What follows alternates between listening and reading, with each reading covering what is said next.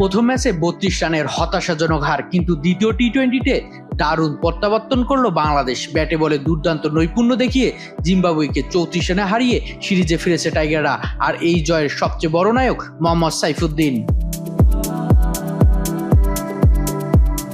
শুক্রবার বুলওয়ের queen's sports club মাঠে টসে হেরে প্রথমে ব্যাট করতে নামে বাংলাদেশ। ইনিংসের শুরু থেকে দারুণ ছন্দে ছিলেন দুই ওপেনার তানজিদ হাসান তামিম ও সাইফ হাসান। তাদের 120 রানের উদ্বোধনী জুটি আন্তর্জাতিক টি-20তে বাংলাদেশের দ্বিতীয় সর্বোচ্চ ওপেনিং পার্টনারশিপের রেকর্ড গড়ে দুজনেই তুলে নেন দুর্দান্ত অর্ধশতক। তবে এরপর হঠাৎ করে ধস নামে বাংলাদেশের ব্যাটিং ইনিংসে।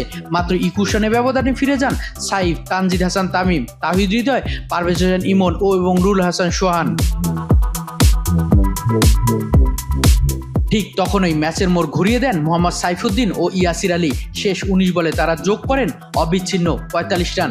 সাইফুদ্দিন মাত্র 10 বলে 4টি ছক্কা ও 1টি চারে খেলেন 31 রানের বিধ্বংসী ইনিংস। অন্যদিকে ইয়াসির আলী 12 বলে 22 রান করে অপরাজিত থাকেন। তাদের ঝড়ো ব্যাটিংয়ে বাংলাদেশ 20 ওভারে তোলে 186 রান। জবাবে শুরু থেকে চাপে পড়ে জিম্বাবুয়ে, মাত্র 21 রানে হারায় 3টি গুরুত্বপূর্ণ উইকেট। অধিনায়ক সিকান্দার রাজা ও মিল্টন কিছুটা প্রতিরোধ গড়ে তুললেও নিয়মিত উইকেট হারিয়ে ম্যাচ থেকে ছিটকে যায় স্বাগতিকরা। বাংলাদেশের হয়ে বল হাতে সফল ছিলেন লেগ স্পিনার রিশাদ হোসেন।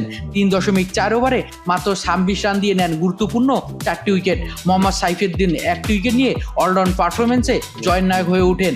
শেষ পর্যন্ত 19.4 ওভারে 152 রানে অল আউট হয়ে যায় জিম্বাবুয়ে।